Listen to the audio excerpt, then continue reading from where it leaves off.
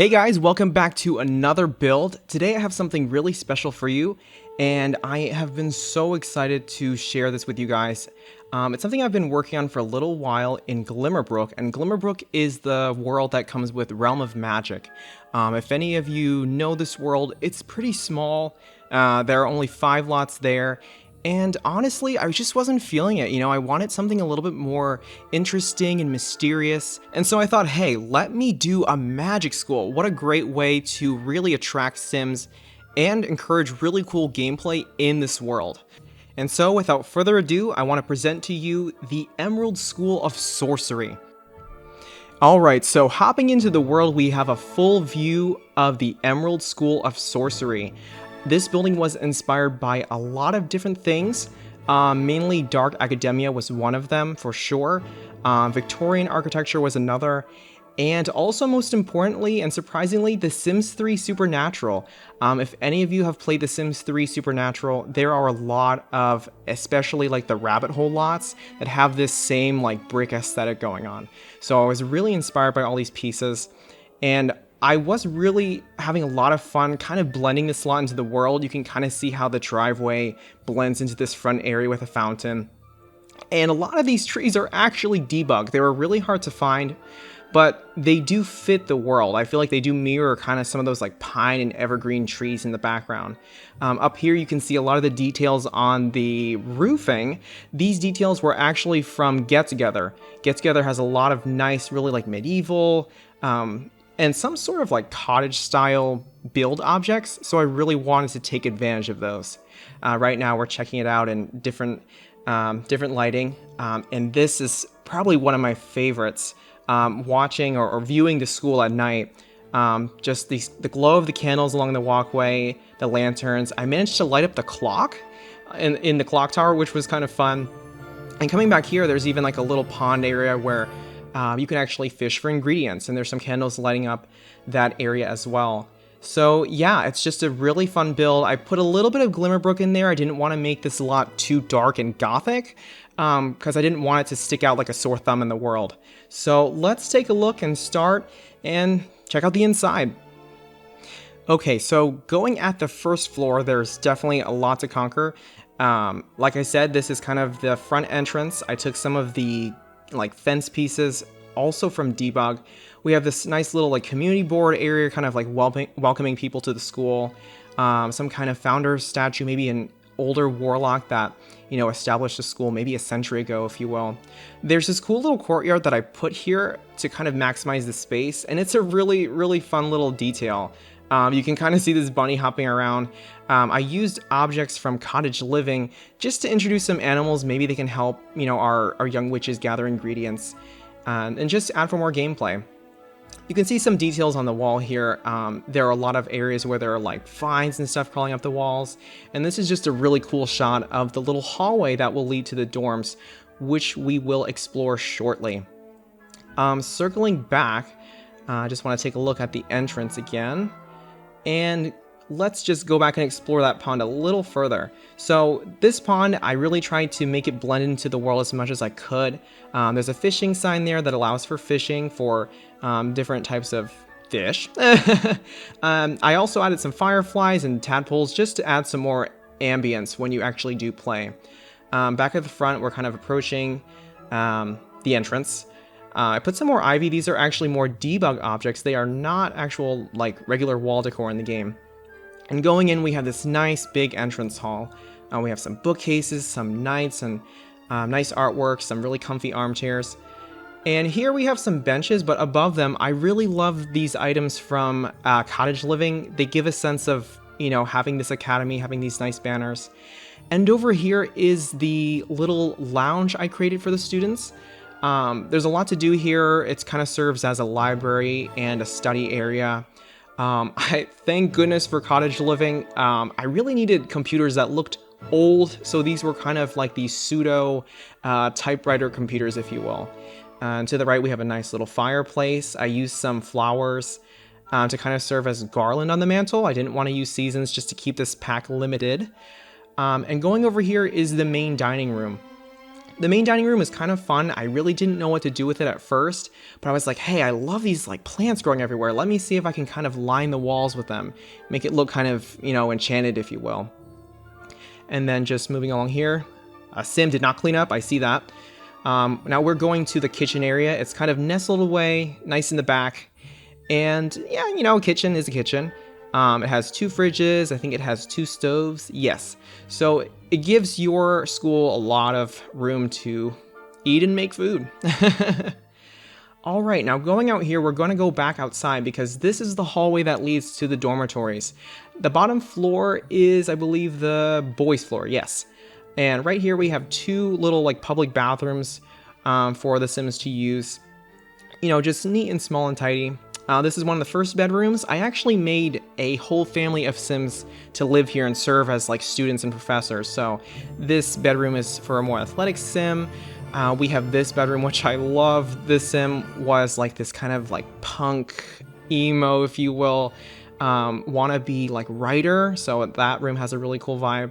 And then this Sim is like a really adorable. He's kind of like this little like nerdy geek type of guy. So his room is a lot more organized and clean, which I appreciate. Now, hopping to the second floor, this is where things get a little more interesting, I think. This is just a general shot of the stairwell, so there's not really too much going on there, but it does lead to a lot of interesting rooms that we will dive into very quickly. Going into this room, this is the potions classroom, so you can see a lot of the nice cauldrons there. Just so many details. I put these little desks with these like weighing stations. You can see the nice kind of like board with all the herbs.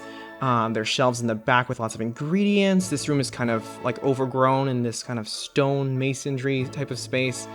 It's just super cool. It reminds me a little bit of Harry Potter with Snape and his classroom, but cheerful, more cheerful, of course. And then this area is kind of a wash station, if you will. If you're done with your potions, we have some areas to clean yourself off, maybe throw away ingredients. You also have some aprons to keep yourself clean.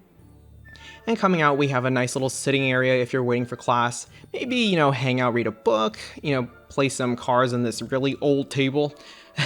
But, you know, do what you will to pass the day away while you wait for class. Now, going in this hallway, I somehow managed this cool, like, first-person mode, so we'll ride with it a little bit. This is the next classroom. This is kind of the, you know, history, cultural classroom, if you will. Perhaps it explores, you know, different cultures in the world, maybe the history of, you know, witches and warlocks through time. And it's just a really nice, clean room. There, you know, there's some bookcases. There is a lot of paintings. I used as much as I could find, I think mainly from the base game and Get Together. And just these little details on the desks here and there. You know, having some nice quills and open books and tomes that were kind of left behind by the students. And going out, of course, we have the ladies. The ladies need their space as well. Over here, the bathroom is pretty much the same, so I won't like go into too much detail about it. But there are 2 bathrooms here for the female Sims, the female students here. This first room was made for one of my Sims who was very outdoorsy. She was kind of exotic. She really loved to do potions, work with plants, so the room kind of reflects that. You can see some of the interesting decor she has of like pictures from different countries. And she does have like some, you know, plants hanging around here and there. On to the next room. This Sim was definitely a little bit more preppy. She was like kind of like the goody student. So the room is it's very neat. It's very feminine, but it's very light also. You can see she's very diligent. She has her tome books there. She has like kind of this cool crystal lamp, and she has her kind of like her little books and her clothes neatly there. And in this room, again, I love this Sim is a more punky, snobby Sim, which was fun. And she's just got like these strong punk vibes with those, you know, nice like pink and red glares. It gives me like Hot Topic vibes, kind of like the other Sim I mentioned, the male Sim. So she got a lot of edgy black and white decor in her room, which was really cool. Alrighty, and the final stop is the 3rd floor of the build. So we kind of, at this point, leave behind a lot of the student areas. This is just a shot of the stairway at its end, leading up to the very 3rd floor. And we do have some nice and very interesting rooms here as well. This, unfortunately, is probably the more boring room. This is kind of just a small little gym where you can just pretty much stay in shape. Originally, this was a music room, but the space was a little awkward, so I figured let me just do fitness stuff. I think it's a nice break from a lot of the magic stuff, and it does offer your active sims to stay fit. Over here is the art room. I really enjoyed doing this one, as you can see. There's a really cool painting station that I put in the corner of the room. There are some nice objects you can kind of substitute in and out, and it allows your sims to paint using a reference, which was really cool. You can also see some, extra canvases here, and there also is a little wash station, technically for your brushes and other materials here as well. So just two really cool like hobby rooms that I thought were a nice touch. Going over here, we actually enter the offices of the headmasters. I have, I guess, what is called a headmistress, I think, and she is the teacher in terms of spells and different like powerful hexes, if you will. And her room is very nice. It has a lot of glowing objects, as you can see. And she does contain the orbs for the familiars, which you can actually give to sims as well. You can see some little details on her desk. She has her nameplate. She also has her computer and tomes. And then going back, we actually have a secret bookcase that enters her bedroom, which I thought was pretty cool also. So again, nice, like cozy, elegant space where she can keep to herself. And yeah, it's just pretty much her own private space. Now, as soon as I fix this door, we can go in and explore the bathroom, which is pretty simple, I think. It really just serves to, give them their own private space to tend to their needs. So it kind of mirrors the style of the dorm bathrooms, but a little more spacious, more elegant. You have the little window looking outside. And then going over here, we have the other headmaster, and he is in charge of potions. So you can see that in a lot of the decor. He has his own fancy cauldron, and there are a lot of ingredients, special crystals, special herbs, if you will. And I personally like his office a little better. I think I could do more of a theme with his than, unfortunately, the headmistress. But yeah, I really enjoyed creating his office. Now going through, you also get a look at his bedroom. The bedroom also I did enjoy quite a bit. He does have a little bit more of those like magic plants kind of growing through. And again, just a very cozy space. You can see those little details of, the crystal lamp and a few cottage living paintings I sprinkled in there. Just to fill up the space, make it cozy. And again, another shot of the bathroom, which it's pretty straightforward.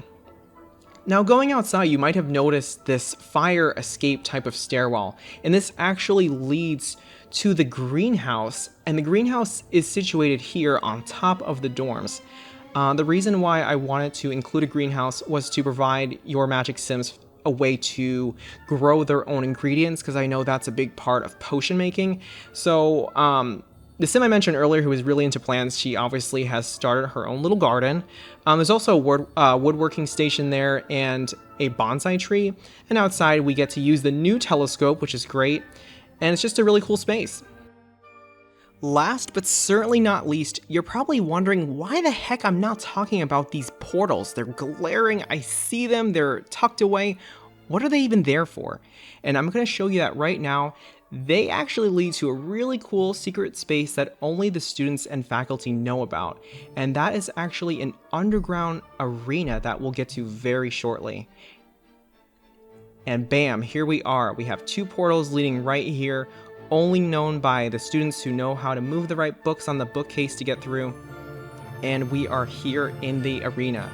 This arena was inspired also by Harry Potter, mainly in the, I believe it's called the Defense of the Dark Arts classrooms, where they have this kind of long kind of walkway with these two symbols kind of facing off against each other. I've actually had some duels here myself in my own gameplay, and it's just really cool, you guys. It really feels like you are true witches and wizards. Over here we have kind of a nice sitting area if there are other students watching the duel take place. And I use that nice little insignia from Cottage Living as well. And over here we have a more exquisite cauldron room, if you will. The potions room was a little bland, so I was like, hey, let me make a special potions area. And we have beautiful lighting, we have lots of herbs. We have these nice tiles here, all from the Realm of Magic pack. So many items from the pack, honestly. And we also have these little, like, nice wash basins here as well. So looking at the build overview, this lot is not too intensive. It uses a total of 4 packs, the obvious one being Realm of Magic, but it also incorporates Get to Work, Get Together, and Cottage Living. So it's not too intensive. Hopefully you have these packs to make the best of this world. And I really recommend placing this in Glimmerbrook on that 40 by 30 lot. I think it adds this nice centerpiece to the world and gives it more of a reason to be played in, or at least I think. Currently this lot is set to residential, but perhaps in the future with the high school expansion pack, this school could be turned into an actual usable school. And so if you guys happen to download it, if you happen to get that pack when it comes out this month, I would love it if somebody could transform it and actually make it functional as a high school. I think that'd be so cool to have a true Harry Potter type of experience. So yeah, I'd really love to hear your thoughts on this build. If you've done schools in the past, or maybe you've done some renovation work in Glimmerbrook, I'd love to hear more about it. And obviously, if you do put this build in your game, I'd love to see what kinds of stories and what kind of gameplay it inspires in your Sims game. Until next time, this is 𝗧𝗛𝗓𝗏𝗡𝗚 signing off. Thanks for watching, guys.